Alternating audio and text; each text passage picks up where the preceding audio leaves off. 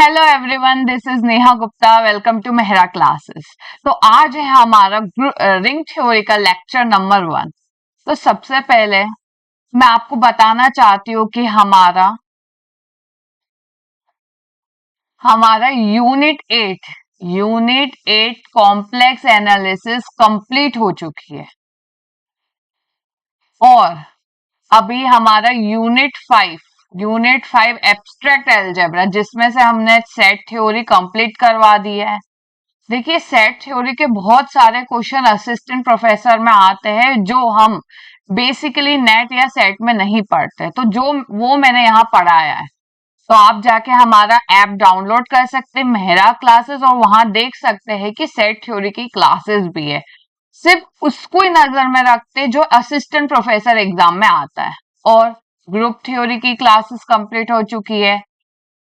और अब हमारा रिंग थ्योरी भी शुरू हो रहा है। हमारा यूनिट 5 भी कंप्लीट होने ही वाला है और हम अपना नेक्स्ट यूनिट स्टार्ट करने वाले हैं। तो जल्दी से मैं चाहती हूँ आप हमारा कोर्स परचेस कर लीजिए, क्योंकि असिस्टेंट प्रोफेसर एग्जाम के लिए ज्यादा वक्त नहीं बचा है और इसीलिए हमारा कोर्स सिर्फ और सिर्फ 2999 में अवेलेबल है।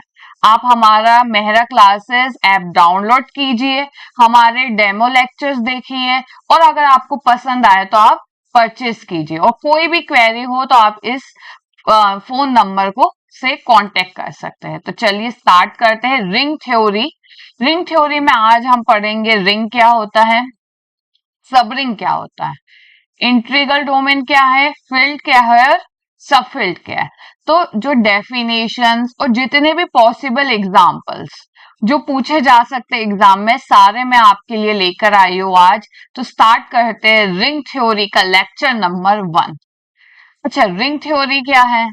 रिंग थ्योरी एक एल्जेब्रिक स्ट्रक्चर, यही एल्जेब्रिक स्ट्रक्चर मैंने आपको बताया क्या होता है। आर प्लस और ये मल्टीप्लीकेशन, जहां पर आर क्या है, मेरा एक नॉन एम्प्टी सेट है, और प्लस और मल्टीप्लाई दो मेरे ऑपरेशन से किस में, आर में डिफाइन है। Then this algebraic structure is said to be ring तब कहा जाता है जब ये मेरे जो फॉलोइंग प्रॉपर्टीज कह दो या एक्सियोम्स कह दो सेटिस्फाई कर रहे हैं। सबसे पहला क्या है कि मेरा जो आर है विथ रिस्पेक्ट टू एडिशन क्या होना चाहिए, अबिलियन ग्रुप होना चाहिए। अच्छा, अबिलियन ग्रुप क्या मतलब, उसमें जो 5 प्रॉपर्टीज है, जैसे कि closure property, associative property, existence of identity, existence of inverse और कम्यूटेटिव लॉ, ये पांचों अगर प्रॉपर्टी सेटिस्फाई करती है तो मैं कहूंगी आर क्या है, ग्रुप बनाता है, कैसा ग्रुप, अबिलियन ग्रुप बनाता है विथ रिस्पेक्ट टू प्लस। ठीक है, नेक्स्ट क्या है, आर। आर मतलब आर क्या बनाना चाहिए, सेमी ग्रुप बनाना चाहिए। सेमी ग्रुप मैंने आपको क्लास में बताया, वो ग्रुप, वो एल्जेब्रिक स्ट्रक्चर जो क्लोजर प्रॉपर्टी और एसोसिएटिव लॉ को सेटिस्फाई करे, मैं कहूंगी कि वो क्या है, सेमी ग्रुप है। ठीक है, तो r with respect to operation multiplication क्या बनाना चाहिए, सेमी ग्रुप बनाना चाहिए। ये दो एक्सियम्स थे जो इंपॉर्टेंट है। और लास्ट जो एक्सियम्स है, अगर कोई भी 3 एलिमेंट लू, ए बी सी, किस में से, आर में से, तो वो डिस्ट्रीब्यूटिव प्रॉपर्टी को सेटिस्फाई करना चाहिए। डिस्ट्रीब्यूटिव मतलब कि ए मल्टीप्लाई बी प्लस सी करूं तो कैसा आना चाहिए, ए इंटू बी प्लस ए इंटू सी। और या तो मैं इसको उल्टा कर दूं, बी प्लस सी इंटू ए कर दूं तो कैसा आना चाहिए, बी इंटू ए प्लस सी इंटू ए। अगर इस तरीके का मेरी प्रॉपर्टी सेटिस्फाई हो रही है तो मैं कहूंगी कि मेरा डिस्ट्रीब्यूटिव लॉ सेटिस्फाई हो रहा है। ठीक है, बेसिकली अगर हमें चेक करना है रिंग, तो हम इतना नहीं चेक करते हैं, हम बस ये दो अगर सेटिस्फाई हो तो हम देख लेते हैं। एग्जाम के पॉइंट ऑफ व्यू से बता रही हूं मैं। ठीक है, तो रिंग चेक करने के लिए हमें ये सारे प्रॉपर्टीज इंपॉर्टेंट है। चलिए अब एग्जाम्पल देख लेते हैं। अच्छा, मैं एग्जाम्पल जो बेसिक एग्जाम्पल्स है, जैसे आर प्लस हो गया, क्यू हो गया, आर प्लस इंटू हो गया रियल नंबर का सेट, कॉम्प्लेक्स नंबर का सेट। तो क्या क्या Z प्लस अबिलियन ग्रुप है? मैंने आपको बताया है कि Z प्लस अबिलियन ग्रुप होता है, तो ये सेटिस्फाई होगा। दूसरी क्या होता है कि Z into two semi group होना चाहिए। सेमी ग्रुप मतलब of course closure property satisfy करनी चाहिए और क्या एसोसिएटिव करनी चाहिए, एसोसिएटिव करनी चाहिए। तो हाँ, मैं अगर कोई भी दो एलिमेंट्स लूं और उन दोनों का मल्टीप्लाई करूं तो वो Z में बिलोंग करेगा, पर एसोसिएटिव भी सेटिस्फाई करता है। मल्टीप्लिकेशन में नॉर्मली एसोसिएटिव लॉ हर जगह सेटिस्फाई करता है, मल्टीप्लिकेशन और एडिशन। और थर्ड, डिस्ट्रीब्यूटिव लॉ। मैं कोई भी एलिमेंट्स लू, इस तरीके से मल्टीप्लाई करूं, तीन एलिमेंट्स लू, तो ऑफकोर्स वो इंटीजर्स में तो जाएगा ही। तो z प्लस और इंटू ये जो क्या है, रिंग बनाता है। तो यही सब हम Q प्लस इंटू R के लिए, C के लिए भी कह सकते हैं। ये सब जो है क्या है, रिंग बनाते हैं। ठीक है। अब अगर मेन जो है ZM जैसा, ये मेन रहता है साइक्लिक ग्रुप जो होता है, ये वाला एक रहता है कि हाँ ये रिंग बनाता है कि नहीं। तो ZM with respect two plus आपको बहुत अच्छे से पता है, ये साइक्लिक ग्रुप है। साइक्लिक ग्रुप मतलब ये अबिलियन ग्रुप है। ठीक है, ये आपको बहुत ग्रुप थ्योरी के क्लासेस में यही एक एग्जाम्पल चलता है जो हर इसमें हम अप्लाई कर देते हैं। अच्छा, ये से विथ रिस्पेक्ट टू मल्टीप्लाई क्या ये सेमी ग्रुप बनाएगा? जैसे मैं एग्जांपल ले लू, Z3 ले लू, with respect to multiplication modulo 3, कैसे एलिमेंट्स आएंगे 0, 1 और 2 आएंगे। अगर कोई भी मैं दो एलिमेंट्स लेती हूँ, क्लोजर की बात कर रही हूँ, कोई भी दो एलिमेंट्स लेती हूँ जैसे 2 और 1, और मल्टीप्लाई में मल्टीप्लाई मॉडुलो 3 लिया तो 2 आएगा। ठीक है, 2 आएगा। तो क्या ये Z3 में बिलोंग करता है? हाँ करता है। तो ये मेरी क्या है, क्लोजर प्रॉपर्टी सेटिस्फाई करती है और साथ ही ये एसोसिएटिव भी करेगी। ठीक है, अगर मैं कोई भी तीन एलिमेंट लूंगी 100% ये इक्वल आएगा। आप चेक करके भी देख सकते हैं। ठीक है। अच्छा, नेक्स्ट क्या, डिस्ट्रीब्यूटिव लॉ। डिस्ट्रीब्यूटिव लॉ की बात हो रही है। मैं कोई भी दो एलिमेंट्स लेती हूँ, ए को मैं 0 ले लेती हूँ, बी को 1 ले लेती हूँ और सी को 2 ले लेती हूँ। तो ए हो जाएगा multiply modulo 3 b plus modulo 3 c. ठीक है, ए ले लिया मैंने 0, मल्टीप्लाई कर दिया, 1 प्लस 3 मॉडुलो 2 हो जाएगा, जो क्या आएगा 0 इंटू मल्टीप्लाई और 1 प्लस 2 3 हो जाएगा, और मॉडुलो 3 किया तो 0 हो जाएगा, 0 आंसर आ रहा है। इसी तरीके से अगर मैं यहां पर चेक करूं, यहां पर चेक कर लेती हूं मैं। इसी तरीके से अगर आप ये भी चेक करोगे, ये भी चेक करोगे, तो भी ये इक्वल आएगा। ठीक है, ये इस फॉर्म में आएगा, ये देखिए, ये इंटू ए।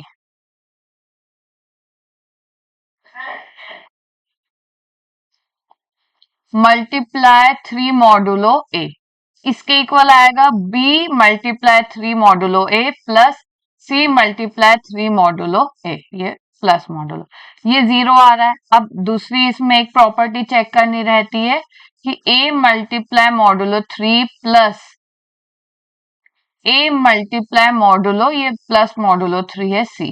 देखते क्या, A3 0 इंटू बी क्या लिया मैंने 1 लिया है, प्लस मॉडुलो 3 ए फिर से 0 फिर 2, ये 0 ही आएगा। ठीक है, दोनों इक्वल आ रहे, डिस्ट्रीब्यूटिव लॉ चेक हो रहा है। ये सेकंड है, ये भी आप चेक करके देख सकते हो।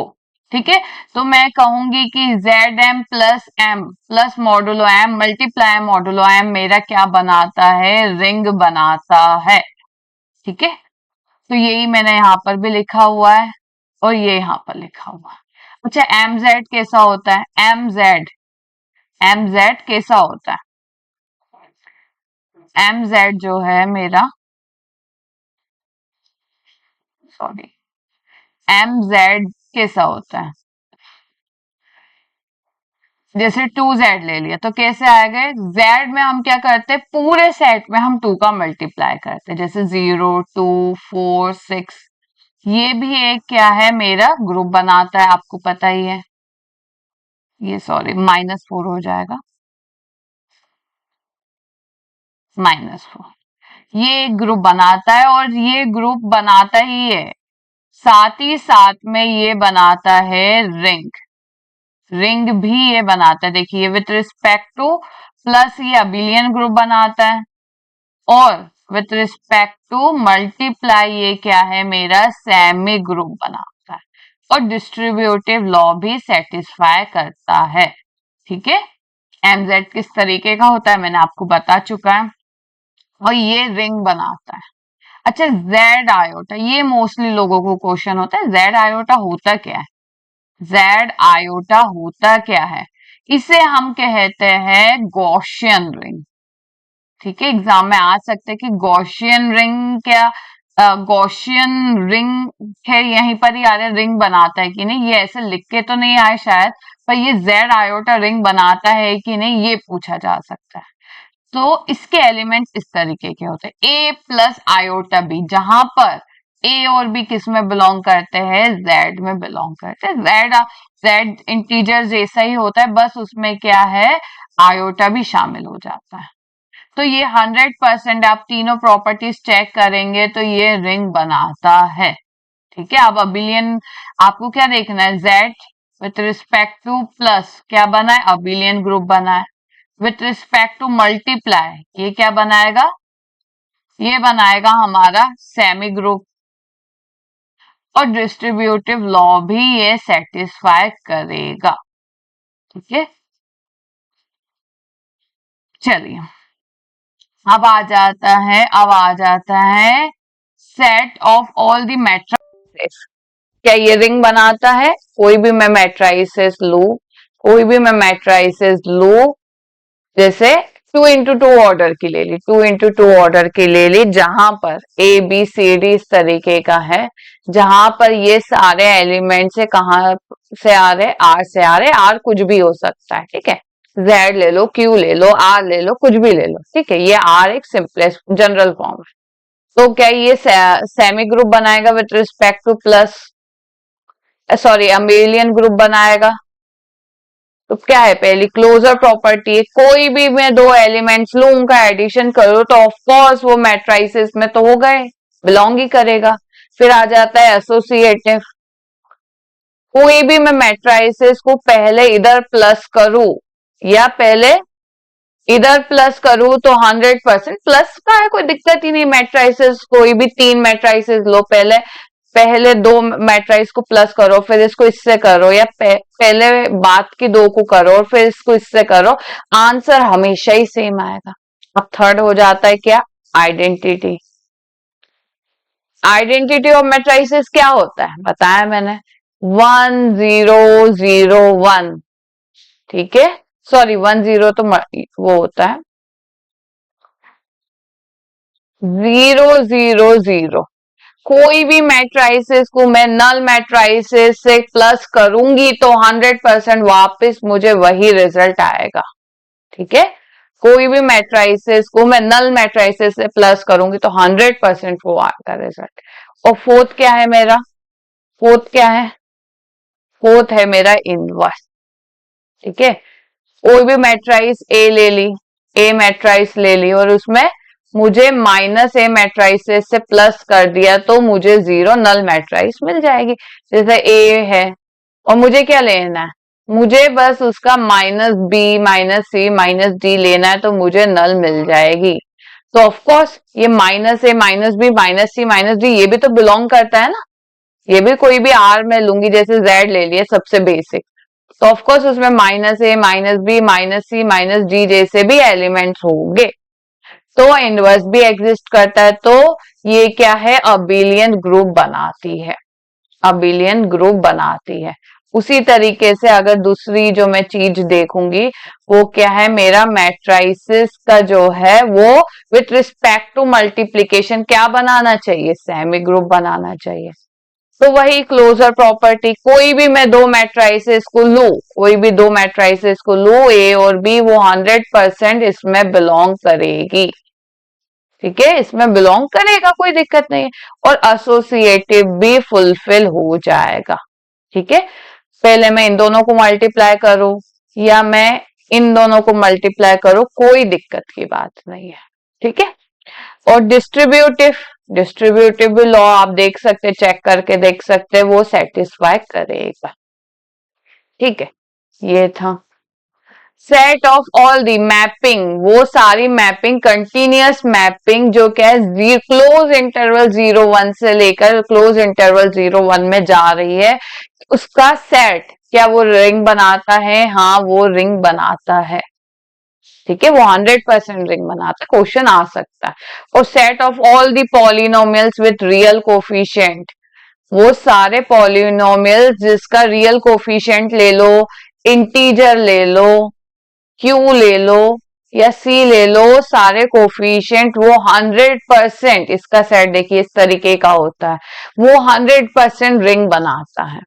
ठीक है, कैसे रिंग बनाता है ये हम अपकमिंग क्लासेस पॉलिनोमियल रिंग जो होगा उसमें हम पढ़ेंगे, पर एग्जांपल होता है रिंग का, इसलिए मैंने यहाँ पर मेंशन किया। तो इतनी ही पॉसिबिलिटीज है जो आपसे एग्जाम में पूछी जा सकती है कि इनमें से कौन सा है जो रिंग बनाता है। तो ये आप लर्न कर लोगे तो आपको इसके आगे पढ़ने की कुछ भी एक्स्ट्रा जरूरत नहीं है।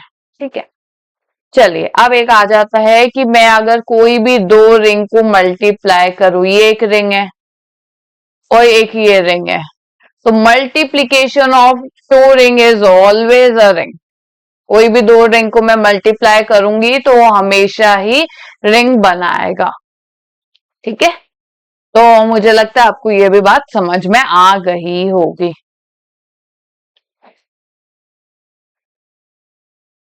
चलिए अब आ जाते unity of a ring. Unity of a ring होता क्या है?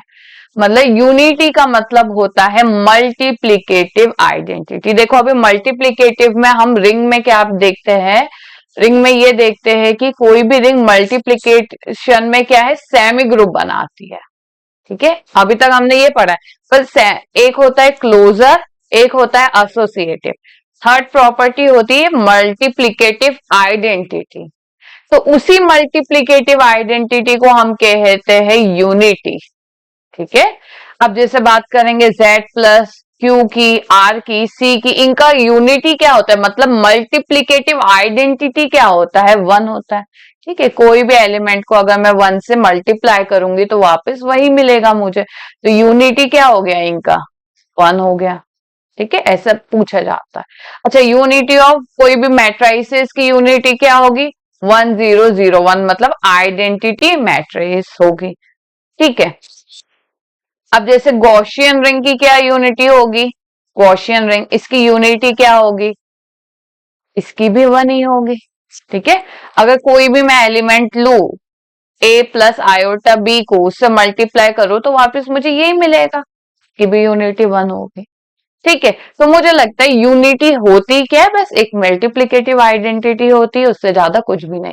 बस हम रिंग थ्योरी में उसको मल्टीप्लीकेटिव आइडेंटिटी का दूसरा नाम है यूनिटी, और कुछ भी नहीं। ठीक है, अब आ जाते हैं हम लोग यूनिट। वैसे ही जहां पर यूनिटी का दूसरा नाम, सॉरी, मल्टीप्लीकेटिव आइडेंटिटी का दूसरा नाम यूनिटी है, वैसे ही मल्टीप्लीकेटिव इनवर्स का भी दूसरा नाम है यूनिट। और एग्जाम के पॉइंट ऑफ व्यू से यूनिट बहुत इंपॉर्टेंट है। यूनिटी तो शायद ही पूछे, पर यूनिट जरूर पूछ सकते। ठीक है, कोई भी अगर रिंग है, कोई भी अगर रिंग है और ए उसका एलिमेंट है, तो ए को मैं यूनिट ऑफ अ रिंग तभी कहूंगी जब ए के पास क्या होगा, उसका मल्टीप्लीकेटिव इनवर्स एग्जिस्ट करेगा। अच्छा, यूनिट ऑफ जेड प्लस और इनटू का 1 और माइनस होता है। क्यों होता है यूनिट? क्योंकि जैसे z कैसा एलिमेंट होता है, 0 1 2। ठीक है, और मल्टीप्लीकेटिव इनवर्स मतलब a इंटू अगर मैं b करूं तो मुझे क्या मिलना चाहिए, यूनिटी मिलनी चाहिए, मतलब 1 आना चाहिए। तो a से मैं क्या मल्टीप्लाई करूं ताकि मुझे 1 आए, 1 बाय। ठीक है, और ऐसे कौन से एलिमेंट है z में जिसकी यूनिट एग्जिस्ट करता है, वो है 1 1 1 इस तरीके से लिखा जा सकता है, -1 को लिखा जा सकता है, 1 आ जाएगा। पर क्या मैं टू को लिख सकती हूँ 1/2? तो वो जो दोनों एलिमेंट्स है, ये दोनों एलिमेंट्स है, वो किस में जाने चाहिए? इंटीजर्स में भी तो जाने चाहिए। 1/2 तो जाता ही नहीं है, तो बात कहाँ से? उसी तरीके से 3 ले लो, -2 ले लो, कोई भी ले लो, किसी का भी इनवर्स एग्जिस्ट नहीं करता है। तो पूछ ले z की यूनिटी क्या होगी? वो होगा 1 और -1। ठीक है, उसी तरीके से आर की, क्यू की, सी की यूनिटी पूछ ले तो नॉन जीरो एलिमेंट्स। अब नॉन जीरो एलिमेंट्स क्यों? क्यू प्लस की ले लो, आर की ले लो, सी की ले लो, क्या चाहिए? ए इंटू बी 1 के इक्वल होना चाहिए। तो इसके लिए तो 1/a होता है, पर एक एलिमेंट होता है जीरो। क्या होता है? जीरो, जिसका इनवर्स है वो एग्जिस्ट ही नहीं करता, नॉट एग्जिस्ट। ठीक है, नॉट एग्जिस्ट। तो अगर मैं इसकी यूनिट की बात करूंगी, अगर पूछ ले unit of q r c की यूनिट क्या हो गए? तो हर एक नॉन जीरो एलिमेंट हो गए, non zero elements of a ring. ठीक है, क्योंकि जीरो का तो इनवर्स ही एग्जिस्ट नहीं करता। यूनिट कब होगा? जिसका इनवर्स एग्जिस्ट कर रहा है। कौन काय का? मल्टीप्लीकेटिव इनवर्स एग्जिस्ट कर रहा है। ठीक है, तो मुझे लगता है ये आपको समझ में आ गया होगा। और एक कॉमन है जो जेड आयोटा है, जेड आयोटा की बात करते हैं हम लोग, जेड आयोटा की यूनिट की बात करते हैं। तो वो क्या होता है? 1 -1 आयोटा और माइनस आयोटा। क्यों? क्योंकि 1/1 करेंगे तो मुझे 1 मिलेगा। क्योंकि देखो इसके जो एलिमेंट्स कैसे होने चाहिए, ए और बी जो मैं ले रही हूँ वो जेड आयोटा में बिलोंग करने चाहिए। जेड आयोटा मतलब ए प्लस आयोटा बी है, उसके जो दो एलिमेंट्स है वो जेड आयोटा नहीं, जेड में बिलोंग करने चाहिए। ठीक है, अब जैसे ये ले लिया -1, उसका इनवर्स क्या होगा? -1 होगा। ठीक है, अब आयोटा लिया मैंने तो 1/आयोटा लिख सकती हूँ। 1/आयोटा को मैं कैसे लिख सकती हूँ? आयोटा इंटू आयोटा, ये क्या हो जाएगा? आयोटा और -1। तो इनवर्स ऑफ आयोटा क्या हो जाएगा? माइनस आयोटा हो जाएगा। ठीक है, इनवर्स ऑफ आयोटा क्या हो जाएगा? माइनस आयोटा होगा। जो क्या है? जैसे a प्लस आयोटा b के फॉर्म में ना, और यहाँ पर a क्या है? 0 है और आयोटा b है 1 है। ठीक है, तो जो ये दोनों क्या है? बिलोंग कर रहे हैं जेड में। पर मैं अगर आयोटा ना लिख के, आप बोलोगे मैम अगर मैं 1 + 2 आयोटा लिखती हूँ, ठीक है, या ये थोड़ा सा लेंदी हो जाएगा, 2 आयोटा लिखती हूँ, तो क्या इसका इनवर्स एग्जिस्ट करेगा? ये 1 तभी होगा ना जब मैं 1/2 आयोटा से मल्टीप्लाई करूं। तो क्या 1/2 आयोटा, 1/आयोटा को तो मैं ऐसे लिख सकती हूँ -आयोटा/2। ठीक है, अभी बताए तो क्या -1/2 मेरा जेड में बिलोंग करता है? नहीं करता है। तो यही 4 एलिमेंट्स है जिसका इनवर्स एग्जिस्ट करता है, और कोई भी एलिमेंट्स का इनवर्स एग्जिस्ट नहीं करता है। तो आपसे पूछ ले यूनिट ऑफ जेड आयोटा क्या हो गई? ये चारों एलिमेंट्स हो गए। इसी तरीके से यूनिट ऑफ मैट्राइसेस पूछ ले तो वो सारे मैट्राइसेस होगी जो क्या है? जिसका डिटर्मिनेंट नॉन जीरो आता है, क्योंकि आपने 12th क्लास में पढ़ा है। वो मैट्राइसेस जिसका डिटर्मिनेंट नॉन जीरो आता है मतलब उसका इनवर्स एग्जिस्ट करेगा। ठीक है, उसका तभी इनवर्स एग्जिस्ट, अदरवाइज एग्जिस्ट ही नहीं करता। जीरो मैट्राइसेस का, जीरो डिटर्मिनेंट की मैट्राइस का इनवर्स एग्जिस्ट ही नहीं करता। तो ये एक इंपॉर्टेंट है, या इसे हम कह सकते हैं एवरी इन्वर्टेबल मैट्रिक्स। इन्वर्टेबल का क्या मतलब है? वो जिसका इनवर्स एग्जिस्ट कर रहा है। ठीक है, तो मुझे लगता है यूनिट ऑफ अ रिंग क्या होता है आपको समझ में आ गया होगा। चलिए अब आ जाते कुछ रिजल्ट। ये बहुत इंपॉर्टेंट रिजल्ट है, ये बहुत इंपॉर्टेंट है। ये बोल देता है sets of units of a ring form a group with respect to multiplication. अच्छा देखिए कैसे, जैसे इसके क्या है? जेड आयोटा के यूनिट्स क्या है? +-1 +- और मैंने बताया है कि ये क्या है, ग्रुप फॉर्म करता है। तो कोई भी रिंग के जितने भी यूनिट्स है वो क्या है, एक ग्रुप फॉर्म करते हैं। ठीक है, वही यहाँ पर का सेट ऑफ यूनिट्स, मैं उनका सेट लूंगी तो वो क्या है, मल्टीप्लीकेशन के रिस्पेक्ट में हमेशा ग्रुप फॉर्म करता है। अच्छा, एक तो हम भूल ही गए, जेड को भूल गए। इसके यूनिट्स क्या होता है ये हमने पढ़ा, यूनिटरी ग्रुप ही हमने पूरा पढ़ा है। यूनिटरी ग्रुप ही हमने पढ़ा है, जो क्या होता है, sets of all the units of z m. अगर पूछ ले group of units of z m, वो किसके जैसा होता है, यूएम के जैसा होता है। यूएम क्या है, यूनिटरी ग्रुप है। तो इसको इसको ना लिख के हम क्या है, z m star. Z m star मतलब क्या है, यूनिटरी ग्रुप है। ठीक है, और number of units unitary group के, अगर जैसे Z4 ले लिया, अब इसके यूनिट्स बताओ, तो वो सारे एलिमेंट्स आएंगे जिसका जीसीडी जिसका 4 से क्या है, 1 आ रहा है। ठीक है, 4 से क्या है, 1 आ रहा है।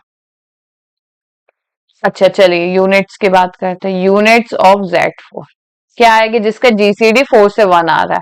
इसका तो 0 का नहीं आ रहा है, 1 4 का हाँ 1 आ रहा है। 2 4 का क्या आएगा, 2 आएगा, नहीं ये भी नहीं। 3 4 का हाँ 3 आ रहा है। तो यही यही क्या है, इसके यूनिट्स है। और इसका जो सेट है वो क्या हो जाएगा, मेरा ग्रुप ऑफ यूनिट्स, जो किसके जैसा होता है, U4 के जैसा होता है। ठीक है, अच्छा फॉर्मूला भी है नंबर ऑफ यूनिट्स फाइंड करने के लिए, इसके यूनिट्स पूछ ले। नंबर ऑफ यूनिट है, हर क्वेश्चन में तो हम ऐसे नहीं निकालेंगे, जीसीडी देख के तो नहीं निकालेंगे, हमारे तो एक इजीएस्ट फॉर्मूला चाहिए। तो number of units in Z4 निकालना है, तो क्या होगा, 5 4 और 5 4 होता है 2। तो यहाँ पर भी 2 ही एलिमेंट्स आ रहे हैं। तो नंबर ऑफ यूनिट्स हम बहुत इजीली निकाल सकते हैं। अब नंबर ऑफ नॉन यूनिट्स क्या करना है, जितने भी टोटल एलिमेंट्स है, जैसे 4 टोटल एलिमेंट्स है, उसमें से जितने यूनिट्स वाले एलिमेंट है उसको माइनस कर दो, तो नॉन यूनिट्स हो जाएगा। नॉन यूनिट्स क्या है यहाँ पर, नॉन यूनिट एलिमेंट कौन से है यहाँ पर एक जो बच गए, 0 और 2। 0 और 2 नॉन यूनिट है। ठीक है, उसका बस एक तरीके से फॉर्मूला लिख लिया, जितने टोटल एलिमेंट्स है उसमें से यूनिट्स वाले माइनस कर लो तो नॉन यूनिट्स मिल जाएंगे। ठीक है, तो मुझे लगता है आपको समझ में आ गया होगा।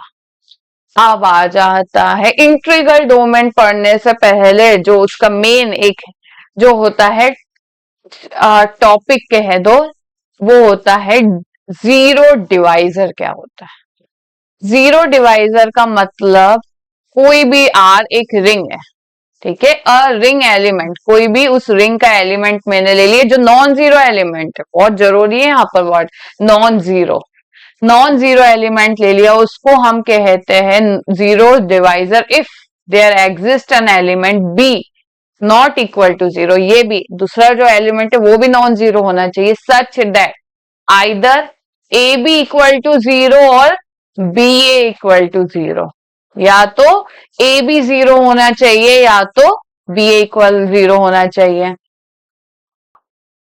चलिए मतलब बताती हूं मैं आपको क्या होगा इसका, कि अगर मैं कोई भी दो नॉन जीरो एलिमेंट लेती हूँ, कोई भी दो नॉन जीरो एलिमेंट लेती हूँ और उनका उनका प्रोडक्ट जीरो आ जाए, इस तरीके से प्रोडक्ट करूं या बीए करूं, ठीक है, ये सब लिखने की बात है, हम तो यही लेते, ज्यादातर यही लिया जाता है। अगर उन दोनों नॉन जीरो एलिमेंट का मैं प्रोडक्ट करूं और जीरो आ जाए तो मैं कहूंगी वो रिंग कैसी हो जाएगी, क्योंकि ये दोनों एलिमेंट किससे है, रिंग से है, रिंग आर। तो ये ring is a zero divisor, या रिंग हैज जीरो डिवाइजर। शायद ऐसे नहीं समझ आएगा पर एग्जाम्पल से जरूर आ जाएगा। मैंने ले लिया Z4, ले लिया Z4, इसके एलिमेंट्स कैसे होते, 0 1 2 3। अगर मैं कोई भी दो नॉन जीरो एलिमेंट्स लू, 1 और 3 ले लेती हूँ या 1 और 2 ले लेती हूँ, कौन से लू दो नॉन जीरो, इसमें तो कोई भी ऐसे निकल नहीं रहा है कि जिससे 0 आ जाए। प्रोडक्ट 1 इंटू 3 तो 3 होगा। या ये वाला एग्जाम्पल ना लेके मैं लेती हूँ कोई दूसरा एग्जाम्पल, Z6 ले लेती हूँ। ठीक है, 0 1 2 3 4 5, कोई भी मैं दो नॉन जीरो एलिमेंट्स लू, जैसे 2 ले लिया और 3 ले लिया, और उन दोनों को मल्टीप्लाई करूं। ठीक है, ये मॉड 6 चल रहा है, मॉड 6 किया तो 0 आ गया, तो मैं कहूंगी कि Z6 प्लस एक भी ऐसा एलिमेंट मिल गया, सिर्फ एक ही ढूंढने की जरूरत है, तो मैं कहूंगी it has a zero divisor. वही बात खत्म।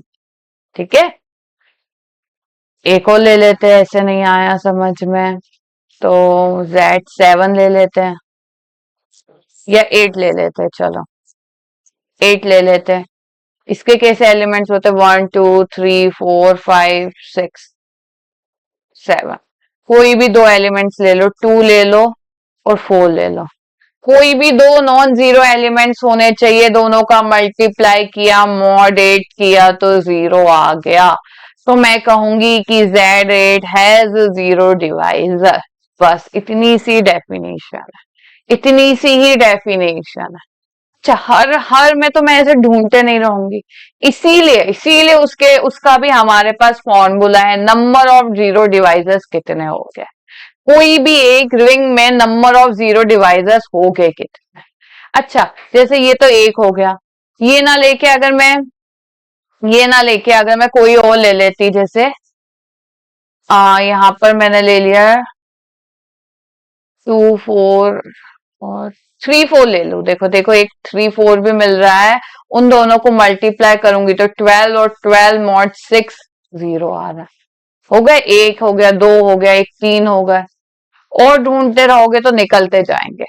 ठीक है, तो अगर पूछ ले number of zero divisors, number of zero divisors in Z6 कितने हैं, Z6 कितने हैं, वो हो गए M मतलब 6, और 5M मतलब 5 6 प्लस 1, जो हो जाएंगे 6 माइनस ये हो जाएगा कितना, ये इधर लिखती हूँ, 6 माइनस 5 6 क्या हो जाएगा, 5 6 होगा 5 2 इंटू 3, जो होगा 1 इंटू 2, तो 2 प्लस 1 दैट इज 3 आंसर होगा। और देखो 3 एलिमेंट्स मुझे मिल गए ऐसे, ये देखो 3 एलिमेंट्स मिल गए जिसके पास क्या है, जीरो डिवाइजर है, तो नंबर ऑफ जीरो डिवाइजर्स भी मुझे मिल गए हैं। ठीक है, तो मुझे लगता है आपको समझ में आ गया होगा, वैसे Z8 का भी निकाल सकते हैं। अब आ जाता है Z प्लस मल्टीप्लाई और QR, इनका भी कुछ होगा, इनमें कोई भी देखो विदाउट, ये तो था विथ जीरो डिवाइजर, अब उसका उल्टा हो जाता है without zero divisor, without zero divisors, बस इसका उल्टा। अगर मैं कोई दो ऐसे एलिमेंट लू कि वो दोनों मल्टीप्लाई करने के बाद 0 आ जाए, और इस तरीके से कि या तो A 0 होगा या B 0 होगा या तो दोनों 0 हो गए, मतलब कोई दो एलिमेंट्स को मल्टीप्लाई करूंगी, वो 0 तभी ही आएगा जब उनमें से एक 0 होगा या तो दोनों ही 0 हो गए, तो मैं कहूंगी कि it is a without zero divisor. अच्छा, विदाउट जीरो डिवाइजर का मैं बताती हूँ, जैसे ये ले लिया, ठीक है, अब मैं इसका क्या करती हूँ, एक टेबल ड्रॉ करती हूँ आपको अच्छे से समझने के लिए। इसके लिए इसमें कैसे एलिमेंट्स होते हैं, 0 1 2 3 4, ठीक है, 0 1 2 3 4, 0 1 2 3 4, ठीक है। चलिए टेबल के थ्रू समझते हैं, मल्टीप्लाई करना है, क्योंकि मल्टीप्लाई की बात हो रही है इसलिए मैं मल्टीप्लाई लूंगी, तो ये 0 0 0 0 0 0 1 2 3 4, ये 0 2 4 1 2 into 4 क्या आएगा? 8। 8 mod 5 क्या हो जाएगा? 3। 3 into 0, 3 into 1, 3 हो जाएगा। 3 into 2, 6। 6 mod 5 क्या होगा? 1। 3 into 3, 9। 9 mod 5, 4। 12, 2 हो जाएगा। 0, 4 और 8 mod 5 क्या होगा? 3। ठीक है, अब मुझे लगता है ये समझ में। 12 mod 5 क्या हो जाएगा? 12 mod 5, 2। ये क्या हो जाएगा? 16। 4 into 4, 16 mod 5, 1।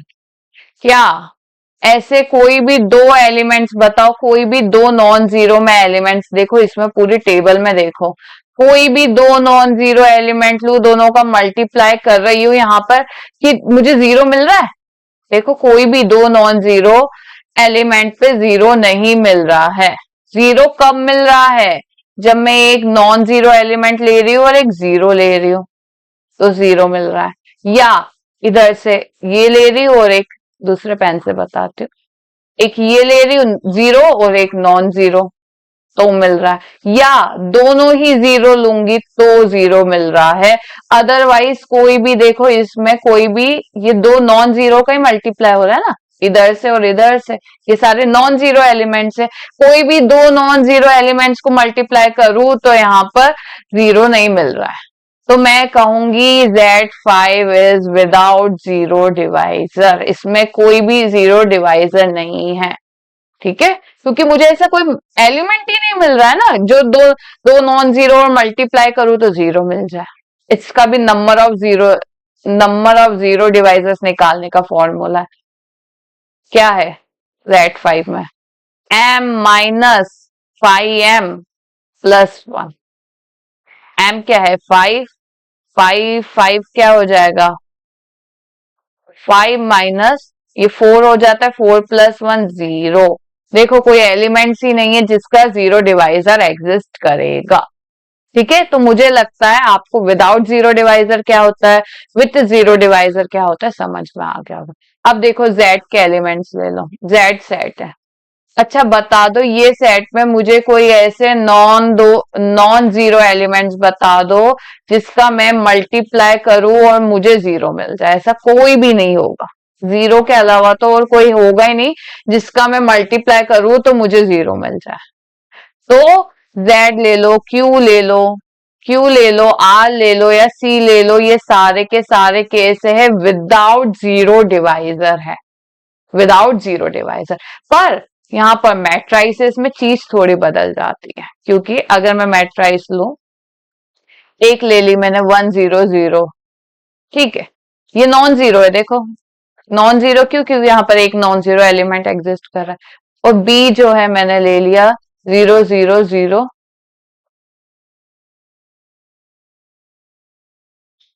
1 0। दोनों को मल्टीप्लाई करके देखते हैं, ये भी नॉन जीरो है। ठीक है, दोनों को मल्टीप्लाई करके देखते हैं।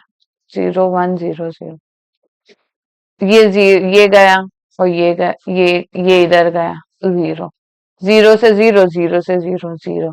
1 से 1, ये थोड़ा सा यहाँ थोड़ा सा गड़बड़ हो गई, तो 0 1 लेते हैं। ठीक है, 0 और 1 ले लेती हूँ इधर। अब तो सही आएगा। 0 0 0, 0 और 0। देखो इसमें सही आ रहा है, 0 आ रहा है। अगर ये दो नॉन जीरो एलिमेंट लू और मल्टीप्लाई करने के बाद जीरो आ जाए तो मैं कहूंगी कि सेट ऑफ मतलब ring of all the matrices is with zero divisor, with zero divisor. ठीक है, अगर इसकी बात करें R1 into R2 इज zero divisor where R1 and R2 are two rings. ठीक है, अगर जैसे एग्जांपल मैं लू, R1 में ले लेती हूँ एक Z ले लेती हूँ, R2 ले लेती हूँ Q। ठीक है, मतलब Z2 into Q वाला। अच्छा, एक मैं एलिमेंट ले लेती हूँ इसमें 1 0। 1 0 मतलब जो 1 है वो किस में बिलोंग करेगा? Z में, और 0 Q में। ठीक है, इसी तरीके का होगा ना इसका एलिमेंट। और मैं एक ले लेती हूँ एलिमेंट 0 1। ठीक है, जहां पर 0 क्या है? Z में, और 1 है Q में बिलोंग करेगा। जब मैं इन दोनों का मल्टीप्लाई करूंगी, मल्टीप्लाई मतलब 1 0 into 0 1 क्या हो जाएगा? ये इससे मल्टीप्लाई होगा 0 और ये इससे मल्टीप्लाई होगा 0 प्लस 0 होगा। अगर मैं कोई दो नॉन जीरो एलिमेंट लेती हूँ और मुझे 0 मिल जाए तो क्या हो जाएगा, ये हो जाएगा कि दो, ये क्या है, 0 डिवाइजर है। मतलब Z into Q has 0 divisor. ठीक है, इसके पास 0 डिवाइजर होता है। तो कोई भी दो रिंग लू मैं, कोई भी दो रिंग लू, उन दोनों का मल्टीप्लाई करूं तो वहां पर 0 डिवाइजर होता है। ठीक है, तो मुझे लगता है समझ में आ गया होगा। MZ की बात करें, MZ मतलब जैसे 2Z ले लेते हैं हम लोग, कैसे होगा, 0 2 4 6 -2 -4। कोई दो ऐसे एलिमेंट बता दो जिसका मल्टीप्लाई करने के बाद 0 आ जाए, कोई भी ऐसे नहीं होगा। 4 इंटू 2 किया तो 0 नहीं आएगा। कोई भी दो एलिमेंट्स है जो उनका मल्टीप्लाई करने के बाद 0 नहीं आएगा, जब तक कि या तो ये 0 हो जाए या तो B 0 हो जाए या तो दोनों ही 0 हो जाए, दोनों ही 0 हो जाए। ठीक है, तो इसीलिए ये भी क्या है, मेरा विदाउट 0 डिवाइजर है। ठीक है, MZ प्लस जो है वो भी मेरा क्या है, विदाउट 0 डिवाइजर है। क्वेश्चन आ जाते हैं, which of the following is 0 divisor, which of the following is without 0 divisor. तो आपको ये एग्जांपल्स पता होने चाहिए। ठीक है, चलिए अब आ जाते हैं कम्यूटेटिव रिंग क्या होती है। वो रिंग R प्लस इंटू एक रिंग, ये तो हमारा सिंपलेस्ट है।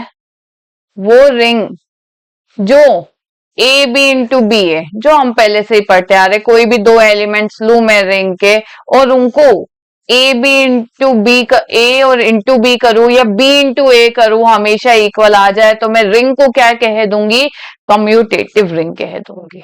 ठीक है, ये बहुत मतलब हम लोग बहुत बार पढ़ चुके, जैसे कि Z वाला हो गया, Q वाला हो गया, Q वाला हो गया, R वाला हो गया, C वाला हो गया, ये सारे कोई भी दो एलिमेंट्स में लू, मैं कोई भी दो एलिमेंट्स लू तो 100% ये दोनों इक्वल आएंगे। ZM ये भी विथ रिस्पेक्ट टू प्लस ले लो या मल्टीप्लाई ले लो, ये मैंने आपको बता चुका है, कम्यूटेटिव होता ही है। ठीक है, जैसे कोई भी Z4 के मैं कोई भी दो एलिमेंट्स ले लूं, ठीक है, और मल्टीप्लाई करूं तो वो 100% इक्वल ही आएगा। 3 इंटू 1 करो या 1 इंटू 3 करो मॉड 4 से, तो ये दोनों इक्वल ही आएंगे। चाहे MZ वाली ले लो, वो वो भी कम्यूटेटिव रिंग होगा। M2R मतलब set of all the matrices कभी भी कम्यूटेटिव नहीं होता है। ठीक है, जैसे कोई भी आप दो ले लो, कोई भी दो ले लो, ए ले लिया और बी मैंने ले लिया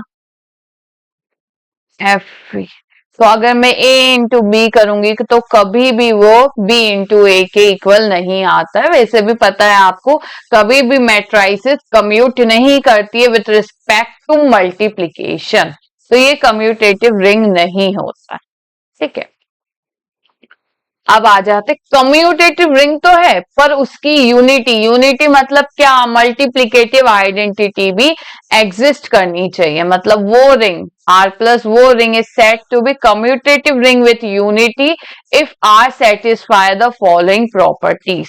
मतलब वो कम्यूटेटिव भी होनी चाहिए विथ रिस्पेक्ट टू मल्टीप्लीकेशन और मल्टीप्लीकेटिव आइडेंटिटी भी एग्जिस्ट करनी चाहिए। तो उसको शॉर्ट फॉर्म में हम कहते हैं कि R इज CRU, मतलब कम्यूटेटिव रिंग विथ यूनिटी। ठीक है, चलिए जैसे कि ये बात करिए, देखिए इसकी यूनिटी मैं बता चुकी हूँ आपको, ये सबकी यूनिटी क्या होती है, 1 होती है, एग्जिस्ट करती है और कम्यूटेटिव भी है। अब ZM की बात करें तो इसका भी पता है आपको, इनकी भी क्या है, यूनिटी एग्जिस्ट करती है और साथ ही साथ क्या होता है, इनकी यूनिटी क्या होती है, यूनिटी ऑफ ZM क्या होती है, 1 होती है, और ये क्या होता है, कम्यूटेटिव भी होता है। तो ये कम्यूटेटिव रिंग विथ यूनिटी होता है। एनजेड एक एक्सेप्शन है, ये एक्सेप्शन है, ये ऐसी कम्यूटेटिव तो अभी बताया, पर इसकी यूनिटी नहीं होती है। यूनिटी मतलब जैसे मैंने ले लिया, एग्जांपल बताती हूँ, 2z ले लिया, 2z ले लिया, कैसे एलिमेंट्स होंगे, 0 2 4 6, ठीक है। अच्छा, मल्टीप्लाई है तो मतलब मुझे क्या होना चाहिए, मैं 1 ही मल्टीप्लाई करूंगी तभी मुझे वापस ए मिलेगा। यही है मेरा मल्टीप्लिकेटिव आइडेंटिटी। मल्टीप्लिकेटिव आइडेंटिटी की डेफिनेशन यही है, ठीक है। और कोई ऐसा, 1 के अलावा और कोई ऐसा एलिमेंट ही नहीं होगा जिससे मैं मल्टीप्लाई करूं और मुझे वापस वही का वही मिल जाए, और 1 यहाँ पर बिलोंग ही नहीं करता, 1 यहाँ पर बिलोंग ही नहीं करता, देखिए आप। तो एंड जेड एक ऐसी कम्यूटेटिव रिंग है, रिंग तो बनाती है पर इसकी यूनिटी ही नहीं होती है, इसकी यूनिटी ही नहीं होती है। अब आ जाते हैं कुछ रिजल्ट। कोई भी रिंग जिसका ऑर्डर क्या है, प्राइम ऑर्डर की रिंग है, तो वो हमेशा कम्यूटेटिव होगी। जैसे Z5 + 5, इसका ऑर्डर क्या होगा, इसका ऑर्डर होगा 5, और ये हमेशा क्या होगी, कम्यूटेटिव कह दो या अबिलियन होगी, या p² के फॉर्म में हो, या हमने ग्रुप थ्योरी में भी पढ़ा है कि ऑर्डर ऑफ कोई भी ग्रुप p है तो g कैसा हो जाएगा, साइक्लिक। और ऑर्डर ऑफ जी क्या है, p² है तो जी कैसा हो जाएगा, अबिलियन। वही वही उसी तरीके का कोई भी रिंग जिसका ऑर्डर प्राइम है तो वो हो जाता है कम्यूटेटिव। कोई भी रिंग जिसका ऑर्डर कैसा है, p², जैसा p यहाँ पर क्या होता है, प्राइम होता है, ठीक है, और उसकी यूनिटी भी एग्जिस्ट करनी चाहिए, तो वो रिंग कैसी हो जाएगी, कम्यूटेटिव। रिजल्ट है, पूछे जा सकते हैं, बोला जा सकता है which of the following is true. कभी कभी क्या होते हैं स्टेटमेंट्स, वो क्या कहते हैं, ये ऐसे स्टेटमेंट्स है, वो है ना ऑप्शंस में दे देते हैं, वो बोल देते हैं कि which of the following is true बताइए, तो आपको स्टेटमेंट्स भी पता होने चाहिए। चलिए, अब आ जाता है इंट्रीगल डोमेन क्या होता है, कोई भी रिंग को अच्छा, ये सब हम पढ़ क्यों रहते हैं, ये सब जीरो डिवाइजर क्या होता है, कम्यूटेटिव रिंग विथ यूनिटी क्या होता है, ये इसीलिए पढ़ रहे थे ताकि हम इंट्रीगल डोमेन को समझ सके, ठीक है। Let r be a ring, R plus मतलब कोई भी R is said to be integral domain तभी कहा जाता है if it is a commutative ring with unity and without zero divisor. कोई भी रिंग को मैं इंट्रीगल डोमेन तभी कहूंगी जबकि वो क्या है, जब वो कम्यूटेटिव रिंग विथ यूनिटी हो और उसके पास विदाउट जीरो डिवाइजर हो, तो मैं उस रिंग को क्या कहूंगी, इंट्रीगल डोमेन कहूंगी। बहुत इंपॉर्टेंट है ये डेफिनेशन, इसको इस तरीके से नहीं समझना है तो एक बहुत बड़ी लंबी चौड़ी है डेफिनेशन, जिसे कहते हैं हम r is said to be integral domain तभी कहा जाएगा जब वो खुद एक रिंग होनी चाहिए। तो ये था रिंग की डेफिनेशन कि R प्लस क्या होना चाहिए, अबिलियन ग्रुप होना चाहिए। दूसरी बात वो क्या होना चाहिए, रिंग होने के लिए क्या होना चाहिए, चलो इसको थोड़ा और शॉर्ट फॉर्म में बताओ। R को हम इंट्रीगल डोमेन तब ही कहेंगे जब एक तो R प्लस क्या होनी चाहिए, रिंग होनी चाहिए, मतलब अबिलियन ग्रुप, ठीक है। और दूसरा क्या है, R इंटू मल्टीप्लाई क्या होना चाहिए, सेमी ग्रुप होना चाहिए। और तीसरा डिस्ट्रीब्यूटिव लॉ, ये तीन चीज तो रिंग के लिए होनी ही चाहिए, ठीक है। डिस्ट्रीब्यूट पर अगर इंट्रीगल डोमेन होना है तो दो चीजें और सेमी ग्रुप में ऐड हो जाती है कि उसमें क्या है, मल्टीप्लिकेटिव आइडेंटिटी भी एग्जिस्ट करनी चाहिए, और साथ ही साथ वो कैसा होना चाहिए, कम्यूटेटिव होना चाहिए, ठीक है। एक तो सेमी ग्रुप मतलब क्या, क्लोजर है और एसोसिएटिव है, उसके साथ साथ third property existence of identity, और फोर्थ प्रॉपर्टी नहीं है, इनवर्स की नहीं है, यहाँ पर डायरेक्ट है, कम्यूटेटिव लॉ भी सेटिस्फाई करना चाहिए विथ रिस्पेक्ट टू मल्टीप्लीकेशन। और डिस्ट्रीब्यूटिव तो होना ही चाहिए। एक और है R is without zero divisor, उसमें क्या है, विथ नहीं, विदाउट जीरो डिवाइजर, ठीक है। तो ये यहां पर भी लिखा हुआ है। चलिए तो थोड़ा सा हम एग्जांपल्स देखते हैं। Z हो गया, Q हो गया, R हो गया, C हो गया, ये मैंने अभी बताया, ये क्या होते हैं, विदाउट ये जो होते हैं क्या होते हैं, Z ले लो, Q ले लो, R ले लो, C ले लो, ये क्या होते हैं, अबिलियन ग्रुप होते हैं, बता दिए। रिंग होते हैं, रिंग तो होते डायरेक्टली बता दो, ये सारे रिंग होते हैं, रिंग होते हैं। दूसरी बात क्या है, इनके मल्टीप्लीकेटिव आइडेंटिटी भी एग्जिस्ट करती है, बता चुका है मैंने। क्या होती है मल्टीप्लीकेटिव आइडेंटिटी, वन। थर्ड क्या है, कम्यूटेटिव होते हैं सब। और बहुत इंपॉर्टेंट बात, ये विदाउट जीरो डिवाइजर्स होते हैं।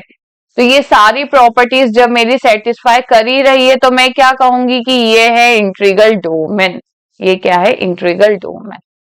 ठीक है, अब आ जाते हैं Z P is integral domain if and only P is prime. ये क्यों आ रहा है, प्राइम वाला फंडा क्यों आ रहा है, मैं आपको बताती हूँ अभी।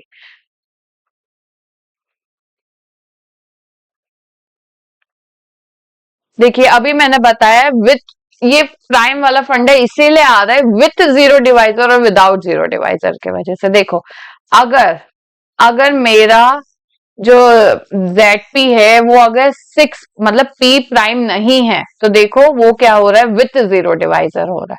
इसके पास जीरो डिवाइजर एग्जिस्ट, मतलब वो उस रिंग के पास जीरो डिवाइजर है। जैसे ही मैं प्राइम ना लू, प्राइम ना लू, तो देखो उसके पास जीरो डिवाइजर ही एग्जिस्ट नहीं कर रहा है। आप इसे ना लेके हम ले सकते हैं Z7 ले सकते हैं, ठीक है, Z7 ले सकते। देखिए इसके number of zero divisors, number of zero divisors की बात करेंगे हम, किसके, Z7 की। तो क्या होगा, M-5M+1, मतलब 7-5 7+1 हो जाएगा, जो क्या होगा 7, 6+1 और 0। अगर कोई भी नंबर, ये रिजल्ट आ जाता है कि अगर ZP+P और मल्टीप्लाई P है, ये अगर हैज, नहीं, या तो विथ जीरो डिवाइजर, इसके पास zero divisor is without zero divisor, वो तभी विदाउट जीरो डिवाइजर होगा जब if and only if P is prime. ठीक है, अगर P प्राइम नहीं है तो 100% उसके पास जीरो जीरो डिवाइजर एग्जिस्ट करेगा, 100%। ठीक है, it has a zero divisor. ठीक है, क्यों, क्योंकि ये जो होता है ना, फॉर्मूला बना कैसे है, मैं आपको बताऊं थोड़ा सा, ये फॉर्मूला बना कैसे है। एम में से हम वो सारे एलिमेंट्स जो कि क्या है, देखो ये देखिए, इसके जीसीडी देखिए, इसका जीसीडी देखिए, 1 और 5 का 1 है, इसका जीसीडी 1 है, इसका जीसीडी, ये सारे वो एलिमेंट्स है जिसका जीसीडी 1 है, मतलब ये सारे यूनिट्स के एलिमेंट है। ठीक है, ये सारे यूनिट्स है, तो यूनिट्स का फॉर्मूला क्या होता है, 5m। तो हम जो मेरा ग्रुप है उसमें से सारे यूनिट्स जो है उसे हम अलग माइनस कर देते हैं और साथ ही साथ एक जीरो को अलग कर देते। क्यों, क्योंकि हमें दोनों एलिमेंट कैसे चाहिए, नॉन जीरो चाहिए, तो हम जीरो को हटा देते हैं क्योंकि जीरो तो लेंगे ही नहीं। और साथ ही साथ जो भी यूनिट्स होंगे, जैसे कि इसमें देखिए, इसमें यूनिट्स कौन सा है, देखिए Z66, इसका जीसीडी 1 आ रहा है, तो ये होगा, एक होगा 5।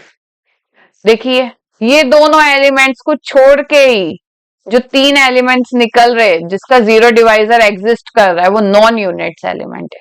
इसीलिए हम फॉर्मूला ये निकला है कि हमारा जो ऑर्डर ऑफ अ ग्रुप है उसमें से हम एक तो जीरो हटा देते हैं क्योंकि हमें नॉन जीरो एलिमेंट चाहिए, जीरो हटा दिया, और जो भी यूनिट्स वाले एलिमेंट है उसे हम हटा देते हैं, तो हमें क्या मिल जाता है, हमारे हमारे जीरो डिवाइजर्स मिल जाते हैं।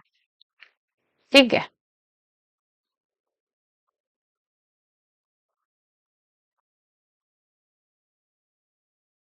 तो ZP क्या होता है, इंटीग्रल डोमेन तभी होगा जब P क्या है, प्राइम है।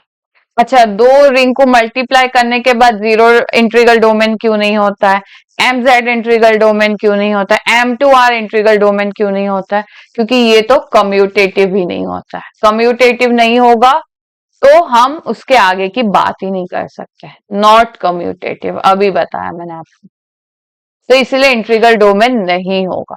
ये क्यों नहीं होता है? क्यों? क्योंकि इसके पास यूनिटी ही नहीं है। बताया था मैंने, इसके पास यूनिटी ही एग्जिस्ट नहीं करती है। और ये क्यों नहीं होता है? क्योंकि ये विथ जीरो डिवाइजर है। ये विथ जीरो डिवाइजर है। ठीक है, ये भी विथ जीरो डिवाइजर है। ठीक है, ये भी एक रीजन है क्योंकि ये भी विथ जीरो डिवाइजर है। इस रीजन के वजह से क्या है, ये इंटीग्रल डोमेन नहीं होता।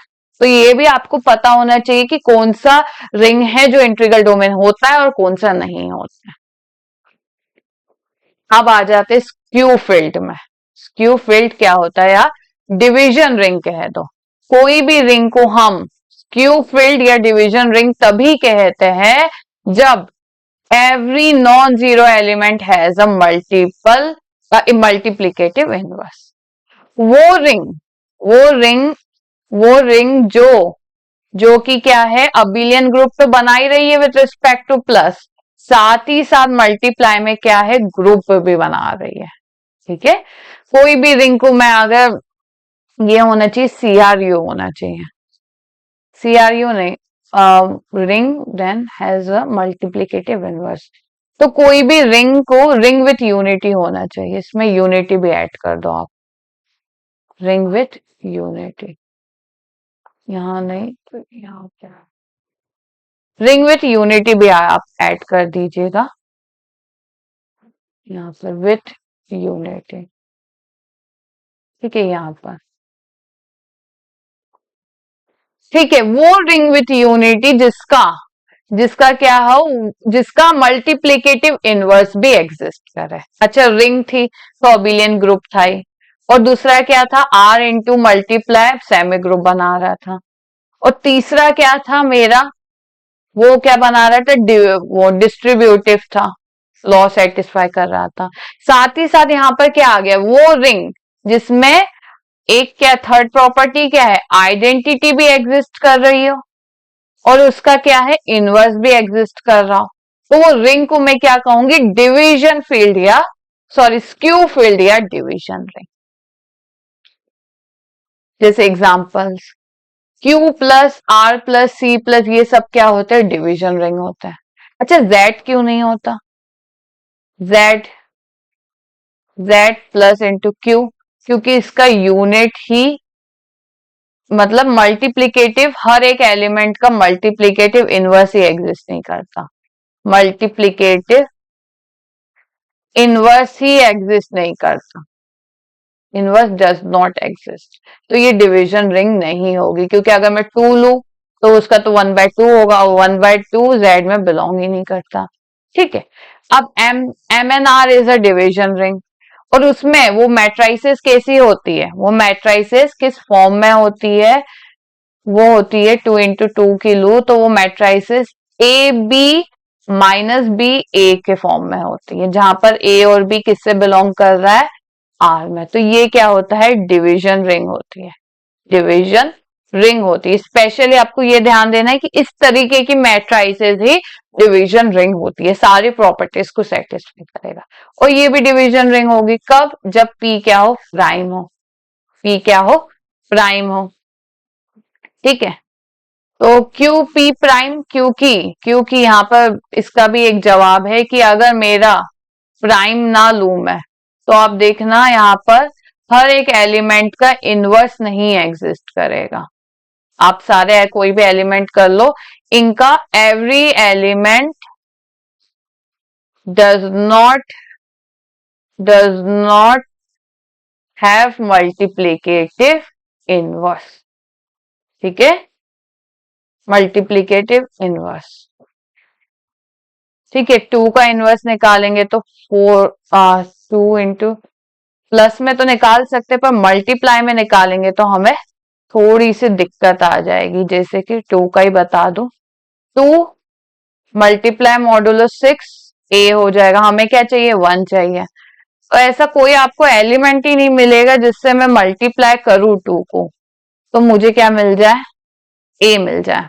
आप कोई भी देख लो, 0 नहीं होगा, 2 इंटू 0 नहीं होगा, 2 इंटू 1 भी नहीं होगा, 2 इंटू 2 भी नहीं होगा, 2 इंटू 3 भी नहीं होगा, 2 into 4 8 आता है, नहीं होगा। 2 into 5 10 होगा। कोई भी ऐसा नहीं आ रहा है जिससे मैं मल्टीप्लाई करूं तो मुझे क्या है 1 मिल जाए। तो 2 का इनवर्स ही एग्जिस्ट नहीं करेगा, इसीलिए तो अगर मेरा प्राइम हो, पी प्राइम हो, तो 100% हर एक एलिमेंट का क्या है इनवर्स एग्जिस्ट करेगा। अब आ जाते हैं मोस्ट इंपॉर्टेंट फील्ड में। वो ring commutative ring with unity is called, कोई भी कम्यूटेटिव रिंग विथ यूनिटी को मैं is called field if every non-zero element has a multiplicative inverse। कोई भी रिंग को बताओ, यहां पर जो था सिंपल भाषा में कहूँ, डिवीजन रिंग और फील्ड में क्या फर्क है, दोनों एक ही जैसा होता है। वो with respect two plus abelian group बनाता है, ये भी बनाता है वो, पर उसमें एक फर्क ये है कि मल्टीप्लीकेशन के रिस्पेक्ट में मेरी डिवीजन रिंग क्या है ग्रुप बनाती है, क्या बनाती है ग्रुप बनाती है, पर यहां पर फील्ड क्या है फील्ड अबिलियन ग्रुप बनाता है। बस कम्यूटेटिव प्रॉपर्टी और ऐड हो जाती है मेरी कोई भी रिंग में, तो मैं कहूंगी वो रिंग कैसी है फील्ड है। ठीक है, वो रिंग क्या है फील्ड है। चलिए एग्जाम्पल पे आते हैं। Q r c, reason same है, क्यों, क्योंकि z का मल्टीप्लीकेटिव इनवर्स एग्जिस्ट नहीं करता है तो वो फील्ड ही नहीं बनाएगा। जेड पी का वही रीजन सेम है, ये फील्ड तभी बनाता है जब p प्राइम हो, अदरवाइज नहीं बनाता। ठीक है, अब आ जाते हैं हम थर्ड प्रॉपर्टी, एक होती है m2 इंटू, मैंने ये बताया कि ये क्या है, ये जो है क्या बनाती है रिंग बनाती है, क्या है ये जो है मेरी, ये सॉरी डिवीजन रिंग बनाती है। ठीक है, इसी तरीके का था, ये डिवीजन रिंग बनाती है but it is not field, it is not field. क्यों, क्योंकि अगर मैं इसके दो एलिमेंट्स लूंगी, दोनों को मल्टीप्लाई करूंगी, 100% दोनों इक्वल नहीं आएंगे, चेक कर सकते हैं आप। ठीक है, अब आ जाते हैं हम रिजल्ट, कुछ रिजल्ट है। कोई भी फील्ड है तो वो 100% इंटीग्रल डोमेन होगी, but converse it not be true. इसका कन्वर्स क्यों नहीं है, जैसे z प्लस ले लो, ये इंटीग्रल डोमेन है, ये इंटीग्रल डोमेन है, but not field, but not field. Converse यही होगा ना इसका, कि अगर इंटीग्रल डोमेन है तो फील्ड होनी चाहिए, पर ये नहीं होता, ये फर्स्ट वाले का। पर अगर फाइनाइट इंटीग्रल डोमेन है, फाइनाइट मतलब कैसा, फाइनाइट मतलब ZP प्लस जैसा, अगर फाइनाइट इंटीग्रल डोमेन है तो वो 100% फील्ड भी होगी। ठीक है, फील्ड इज डिवीजन रिंग, कोई भी फील्ड है, क्योंकि फील्ड एक बड़ा है, अगर फील्ड क्या है एक बड़ा है, फील्ड बड़ा है, एक प्रॉपर्टी इसमें क्या हो जाती है कम्यूटेटिव वाली, फिर डिवीजन रिंग आ जाता है, डिवीजन रिंग उसके अंदर क्या हो जाता है इंटीग्रल डोमेन आ जाता है, तो सबसे छोटा इंटीग्रल डोमेन है, फिर आ जाता है डिवीजन रिंग, फिर आ जाता है फील्ड। तो अगर अगर फील्ड है तो वो ऑफकोर्स डिवीजन रिंग भी होगा और इंटीग्रल डोमेन भी होगा, पर इंटीग्रल डोमेन है तो मैं बड़े वाले की बात नहीं कर सकती, बड़ा है तो छोटे की बात कर सकती हूँ, पर छोटा है तो बड़े की बात नहीं कर सकती। यही कह रही हूँ, अगर कोई भी फील्ड, अगर फील्ड है, कोई भी रिंग फील्ड है तो वो डिवीजन रिंग तो होगा, but converse it not be true, क्योंकि एक चीज मुझे चेक करनी पड़ेगी कि ए भी बी ए के इक्वल हो जाए, और कन्वर्स इसीलिए ट्रू नहीं है क्योंकि यही ये जो होता है वो क्या होता है डिवीजन रिंग तो होता है बट नॉट फील्ड, ये फील्ड नहीं होता, इसीलिए इसका कन्वर्स ट्रू नहीं है। ठीक है, अब आ जाते सब रिंग और सब फील्ड। क्या आज हम पढ़ेंगे सब रिंग पढ़ेंगे और सब फील्ड पढ़ेंगे। कोई भी non empty subset of S, कोई भी non empty subset of S, subset S of R, ठीक है, कोई भी रिंग है उसके अंदर हम एक सबसेट ले रहे हैं जो कैसा है नॉन एम्प्टी होना चाहिए, उसको हम सब रिंग तभी कहेंगे if S itself is a ring. सबसे पहले ये चेक करना है कि भाई एक हम नॉन एम्प्टी सबसेट ले रहे हैं आर, ये नॉन एम्प्टी है, वो खुद भी तो एक रिंग होनी चाहिए with respect to operation of addition and multiplication. ठीक है, वो रिंग खुद होनी चाहिए, ये तो डेफिनेशन कह दी, पर एग्जाम में हम नहीं देखते बैठेंगे कि अच्छा एस रिंग है कि नहीं, सारी प्रॉपर्टीज चेक करवा लो, नहीं ऐसा नहीं करेंगे, उसके लिए आ जाता है टेस्ट। उसके लिए आ जाता है टेस्ट। हम a non-empty subset S of a ring is said to be subring if and only if, ठीक है, नेसेसरी और सफिशिएंट कंडीशन। अगर कोई भी दो एलिमेंट लेती हूं मैं S का, दोनों का माइनस करूंगी तो भी S में जाना चाहिए, और अगर कोई दो एलिमेंट लेती हूँ S का, दोनों को मल्टीप्लाई करूंगी तो भी S में जाना चाहिए। जैसे कि एग्जाम्पल ले लेते हैं MNR, M2 इंटू 2R, ठीक है, मैंने ले लिया ABCD, ठीक है, और उसका मैं ले लेती हूँ एक सबसेट, चलिए S ले लेती हूँ एक सबसेट जो क्या होगा AB0, ठीक है, इस तरीके। अब इसमें मैं क्या करती हूँ, दो एक ले लेती हूँ S1, दो नॉन एम्प्टी सबसेट लेने हैं ना मुझे, या S1 के जगह मैं ले लेती हूँ A और B, ठीक है, ये नॉन एम्प्टी है, सबसे पहले चेक कर दिया। अब दो एलिमेंट्स लेने हैं, A मैंने ले लिया 1 0 0 2 और B ले लिया 2 0 0 3। सबसे पहले क्या चेक करना है कि A माइनस बी भी मेरा S में होना चाहिए, तो A में से B को माइनस करेंगे तो क्या आएगा, 2 माइनस 3 1 आएगा, तो ये भी क्या है मेरा S में। S कैसा होना चाहिए यही चेक करना है, S कैसा है कि उसके डायगोनल में यहाँ पर क्या है कुछ एलिमेंट्स हो, बाकी इधर दोनों जीरो। अच्छा, A और B जीरो भी हो सकता है और नहीं भी हो सकता है, ठीक है, ये है। दूसरा क्या है, दूसरा क्या है देखिए, A इंटू बी क्या है मेरा S में बिलोंग करना चाहिए, A इंटू बी करूंगी तो 1 0 0 2 0 2 0 0 3 किया, मल्टीप्लाई किया तो क्या आएगा 2 0 0 6 आएगा, 2 0 6। देखिए ये भी क्या है मेरा S में बिलोंग कर रहा है, तो मैं कहूंगी, मैं क्या कहूंगी, मेरा रिजल्ट निकलेगा कि S is a sub ring of, ये क्या है सब रिंग है of M2 into 2R, directly कहूंगी, ठीक है। यही लिखा है, कोई भी डायगोनल मैट्रिक्स होती है, कोई भी डायगोनल मैट्रिक्स होती है वो सब रिंग होती है, ठीक है। MZ is a sub ring of Z plus, कोई भी, वही आप ये ट्रैक चेक कर सकते हो ये सेटिस्फाई कर रहा है कि नहीं। MZ is a sub ring of Z plus R, Z is a sub ring of, मैं कह सकती हूँ Q, मैं कह सकती हूँ Z इज सब रिंग ऑफ Q, या कह सकती हूँ Q, क्योंकि क्या, क्योंकि Z छोटा है, R छोटा है, सॉरी उससे बड़ा Q है, ठीक है, इससे बड़ा Q है, उससे बड़ा R है, उससे बड़ा C है, उससे बड़ा C है, तो मैं कह सकती हूँ Z is a sub ring of Q, Q is a sub ring of R, या Z is a sub ring of, Z is a sub ring of R, ठीक है, Q is a sub ring of R। ये तो आपको पता ही है ना, ये तो पता ही है इंडिविजुअली सब रिंग होता है, ये इंडिविजुअली सब रिंग होते हैं, तो ये एक दूसरे के क्या हो गए, सब रिंग भी हो गए।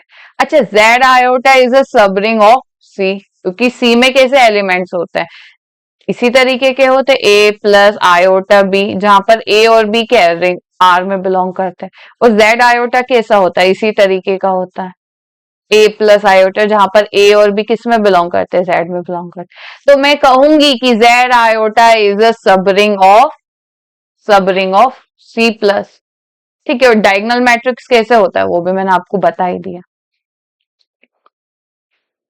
अब इंटरसेक्शन ऑफ टू सब ring is a sub ring, कोई भी दो सब रिंग लू, एक ले लिया, ये ले लेती हूँ, अभी मैंने बताया, और ये ले लेती हूँ, ये किसकी सब रिंग है, सब रिंग है जेड की। इन दोनों का इंटरसेक्शन ले लिया, 2Z इंटरसेक्शन 3Z ले लिया, तो कैसे एलिमेंट्स आएंगे, इन दोनों में जो कॉमन होते, कॉमन जैसे 0 6 9 9 नहीं 12, ठीक है, थ्री और जैसे कि ये मैं कह रही हूं कि 0 2 4 -2 -4, इसमें ले लिया 0 3 6, ठीक है। इन दोनों में कॉमन एलिमेंट्स कौन से, कॉमन एलिमेंट्स तो जैसे इन दोनों का क्या होगा, जो 2 में भी आया और जो 3 में भी आया तो 6 ही आएगा, ठीक है, 6 ही आएगा, 6 के सारे मल्टीपल्स ही आएंगे, 12 -6 -12, तो ये कैसे जैसा हो जाएगा, 6Z हो जाएगा, और 6Z भी क्या होता है, सब रिंग होता है, किसका, Z का होता है, ठीक है, तो इंटरसेक्शन ऑफ टू सब रिंग इज ऑलवेज सब रिंग, बट देखो यहाँ पर यूनियन की बात करो, इसी में ही अगर मैं क्या करूं, यूनियन की बात करूं आपको, 2z यूनियन 3z, मतलब वो सारे एलिमेंट जो 2z में भी हो और 3z में भी हो, कौन से हो गए, जो इसमें भी और इसमें भी है, तो 2 3, 2 ले लिया, 3 ले लिया, 4 ले लिया, 6 ले लिया, इसी तरीके से चले। अच्छा 2z है तो ये क्या है, यूनियन ऑफ टू सब रिंग नीड नॉट बी सब रिंग। ठीक है, सब रिंग के लिए वो खुद भी तो रिंग होना चाहिए, रिंग होने के लिए एक तो ये होना चाहिए कि ये क्या हो, अबिलियन ग्रुप हो। अबिलियन ग्रुप मतलब सबसे पहली मैं लेती हूँ क्लोजर प्रॉपर्टी, क्लोजर की बात करती हूँ। दो एलिमेंट्स लिया 2 प्लस 3, वो भी क्या है मेरा, इसमें बिलोंग करना चाहिए, इसको मैं ले लेती हूँ आर ले लेती हूँ, तो 2 प्लस 3 क्या है 5 हो जाएगा, 2 प्लस 3 जो है 5 हो जाएगा। ठीक है, अगर सब रिंग है तो खुद रिंग भी तो होना चाहिए, इसलिए मैं चेक कर रही हूँ क्या ये आर में बिलोंग करता है। देखिए यहाँ कहीं 5 है, नहीं है, तो ये सब रिंग नहीं होगा, तो यूनियन ऑफ टू सब रिंग नीड नॉट बी सब रिंग। ठीक है, अब सम की बात करते हैं, सम ऑफ टू सब ring of a ring need not be सब रिंग कह रहा है। चलिए बात करते हैं, जैसे कि मैंने एक ले लिया मैट्राइसेस का सेट, क्या है ए बी सी डी। ठीक है, अब मैं ले लेती हूँ एक सब रिंग S1 ए बी 0 0।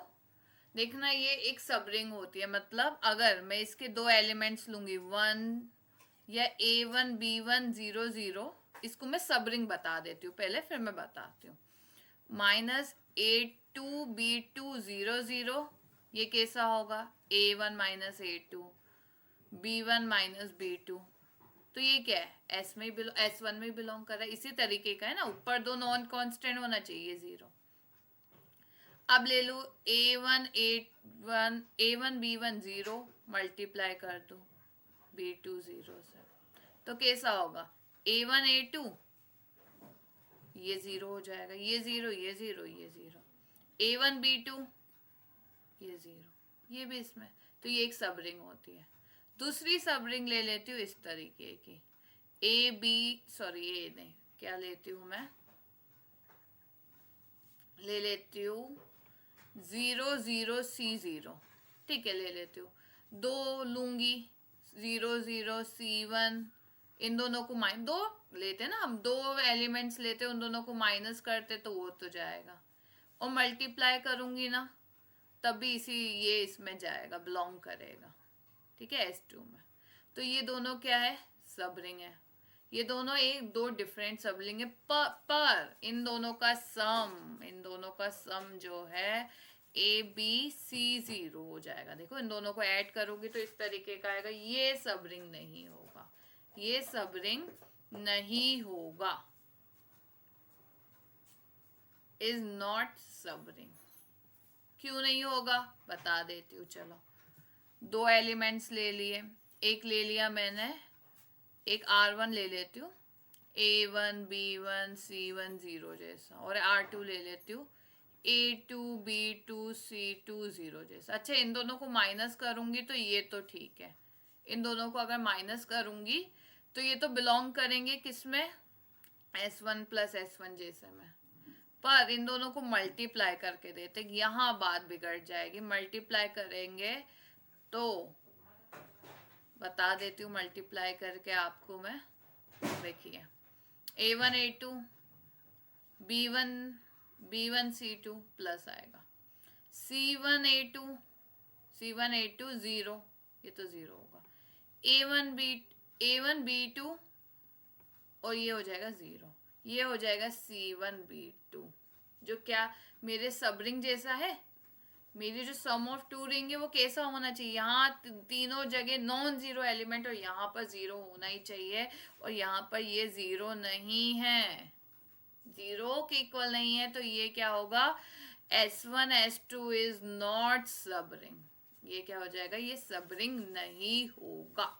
ठीक है, मुझे लगता है समझ में आ गया होगा आपको, समझ में आ गया होगा कि सम ऑफ टू सब ring of a ring need not be a sub ring. ठीक है, अब आ जाता है नॉन इम्प्रॉपर और ट्रिवियल सब रिंग। कोई भी रिंग है, अगर उसकी सब रिंग एक तो जीरो हो और एक वो खुद ही हो, उसके पास दो सब रिंग हो, एक तो जीरो और एक वो खुद ही हो, तो मैं कहूंगी कि ये कैसी है, इम्प्रॉपर, या कह दो ट्रिवियल सब रिंग होगी। ये जो दोनों है हम इसे कहते हैं इम्प्रॉपर और ट्रिवियल सब रिंग। पर उसके अलावा कोई थर्ड रिंग भी एग्जिस्ट कर जाए, SRT, तो ये जो उसके अलावा जो रिंग्स है, ये जो इसके अलावा है, इनको मैं कहूंगी प्रॉपर या नॉन ट्रिवियल सब रिंग। ठीक है, यही लिखा हुआ है। R प्लस R इस कोई रिंग है, then R itself is a set consisting of zero element alone and is called, मतलब वो रिंग जो क्या है, R को खुद कंसिस्ट करे और एक जीरो एलिमेंट को कंसिस्ट करे, तो मैं कहूंगी इम्प्रॉपर है। अदरवाइज वो क्या है, प्रॉपर है। जैसे एग्जांपल Z ले लो, इसके MZ होते हैं, एक तो ये तो हो गई और एक Z तो हो गई, ठीक है, 100% रहता है। बाकी होता है MZ होता है, ठीक है, MZ is the subring of Z plus, तो ये दोनों कैसी है, ये मेरी है इम्प्रॉपर। और ये जो हो गए MZ कितने हो सकते हैं, 2Z, 3Z, 4Z, ये सारे क्या हो जाएंगे, प्रॉपर सबरिंग हो जाएंगे, किसके, Z के। ठीक है, चलिए अब इंपॉर्टेंट नोट, कभी कभी एग्जाम में पूछ लिया जाता है स्टेटमेंट, और जो मोस्टली पूछा जाता है मैं वो आपको बताऊं। There exist an subring of a ring with unity which does not have a unity.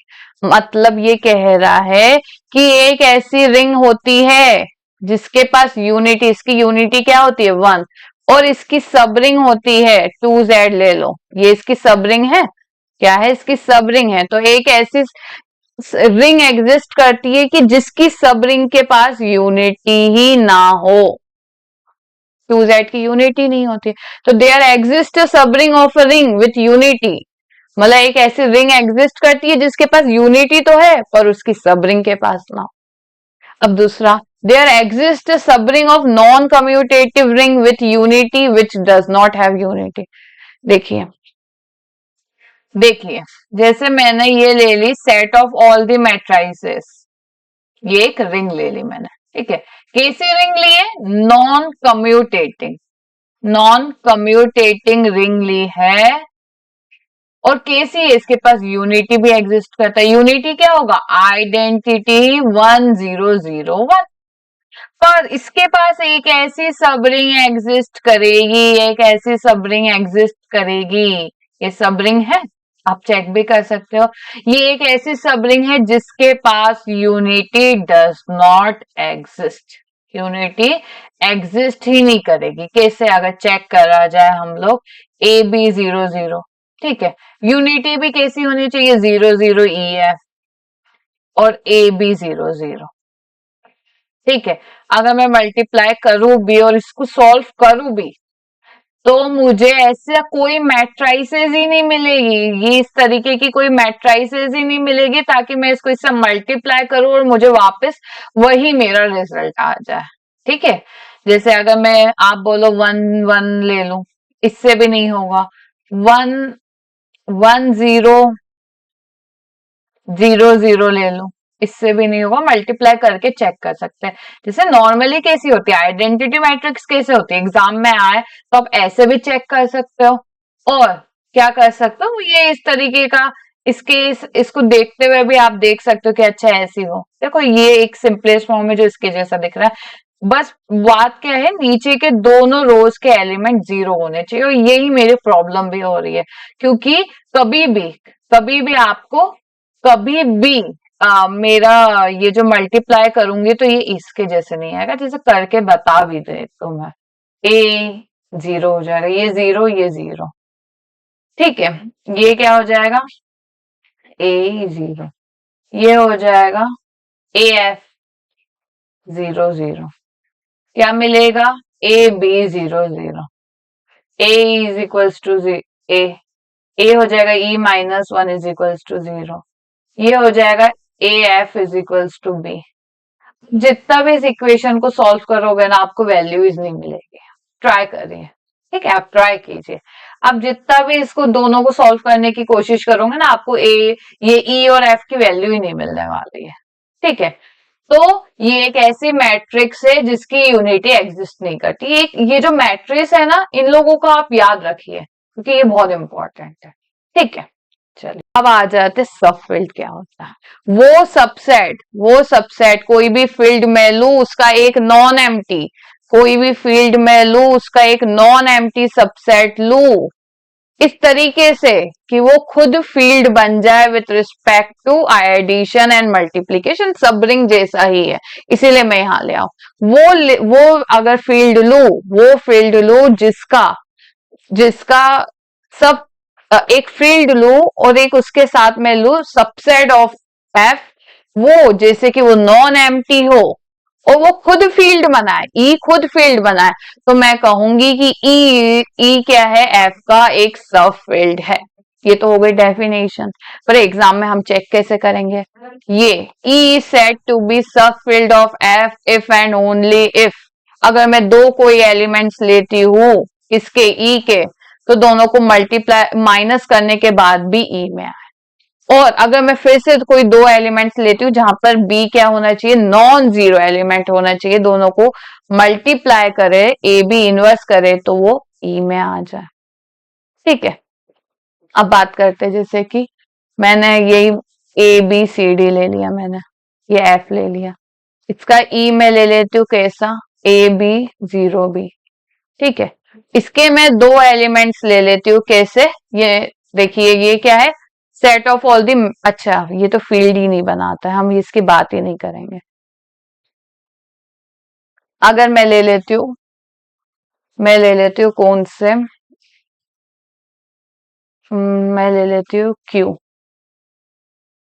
ठीक है।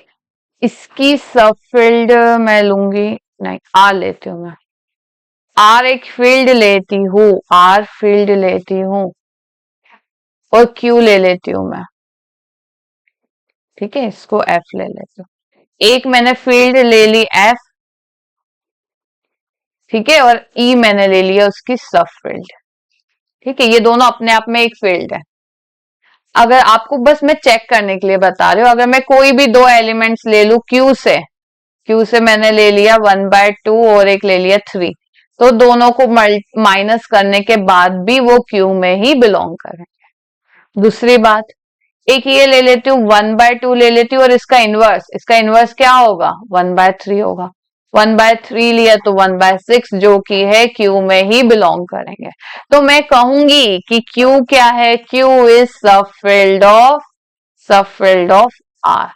इसी तरीके से जैसे क्यू है, जेड तो फील्ड ही नहीं बनाता है तो वो रेस से बाहर है, आर ले लिया, सी ले लिया, तो मैं कहूंगी Q is a subfield of R, R is a subfield of सी, या कहो कि क्यू इज, इसी तरीके से मैं कह सकती हूँ क्यू इज सब फील्ड ऑफ सी, ठीक है, सब फील्ड ऑफ सी। इतना नहीं पूछा जाता है एग्जाम में, आपसे ये पूछा जाएगा कि इस तरीके का डायरेक्ट स्टेटमेंट आ जाता है, इसलिए ये स्टेटमेंट बहुत जरूरी याद रखना है कि मैं ई सेट टू बी सब field of F if and only if, और ऑप्शंस दे दिया जाएगा एग्जाम में, दे दिया जाएगा कि ए माइनस बी है, बताओ ए बी इनवर्स ई में है, दूसरा दे दिया कि ए इंटू बी में है, बताओ कौन सा ऑप्शन है जो सब फील्ड होने के लिए ट्रू होता है, तो ए माइनस बी इंटू दे दिया ए बी में है। ऐसे 3-4 ऑप्शन चेक कर लिया, तो आपको ये याद होना चाहिए और आप टिक करोगे फर्स्ट, ठीक है। अब आ जाते, ये यहाँ पर लिखा हुआ है, ठीक है। अब आ जाता है कोई भी कार्डिनलिटी, बोल दे फील्ड है ये, बताओ क्वेश्चन कैसे आता है एग्जाम में, which of the following is the cardinality of field,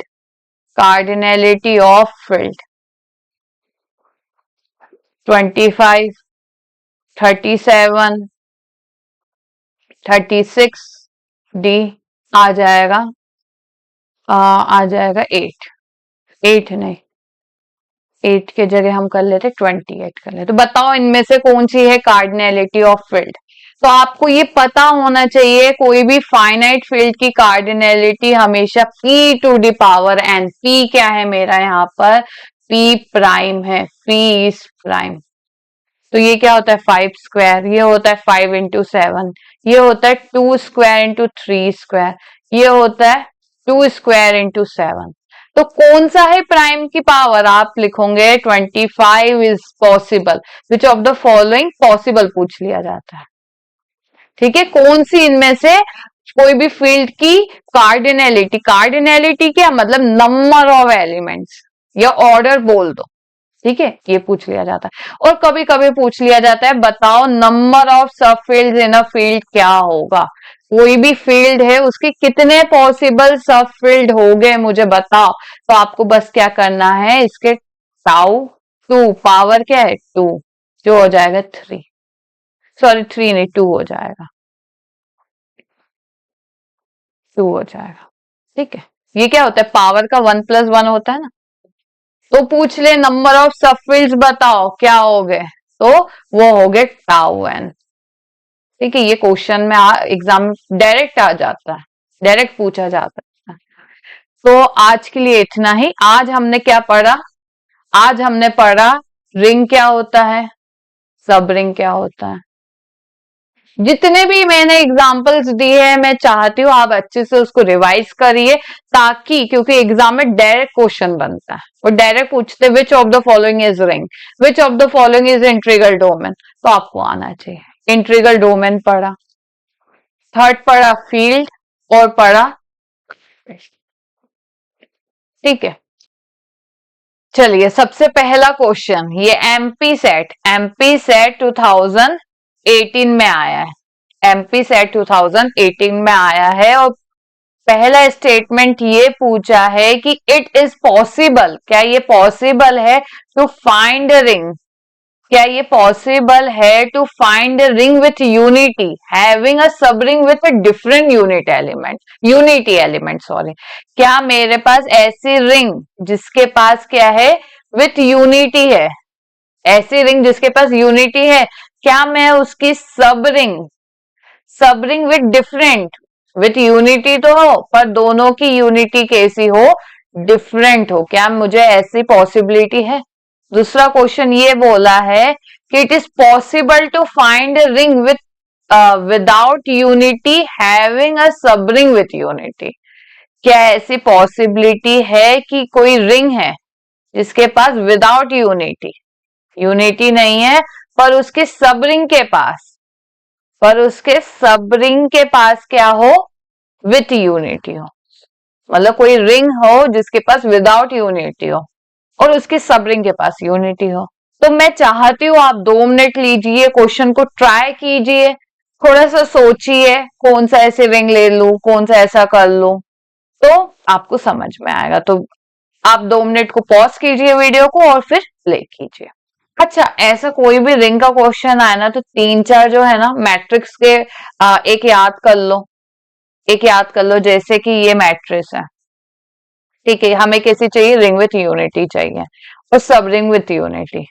मैंने मैट्रिक्स ले ली ये वाली, ये ले ली मैट्रिक्स, ठीक है, ए बी सी डी, इसकी यूनिटी क्या है आइडेंटिटी है। अब एक ऐसी सब रिंग चाहिए, क्या सब रिंग चाहिए, मैं ले लेती हूँ सब रिंग को A000, इसकी यूनिटी क्या होगी, निकाल सकते हो आप, चेक कर सकते हो निकाल के, 100 होगी, इसकी 1001 है और इसकी 100 है। ऐसी मेरे पास रिंग एग्जिस्ट कर रही है जिसकी सब रिंग तो है पर उसकी यूनिटी अलग है, ठीक है, ये स्टेटमेंट ट्रू हो गया, पी स्टेटमेंट ट्रू है।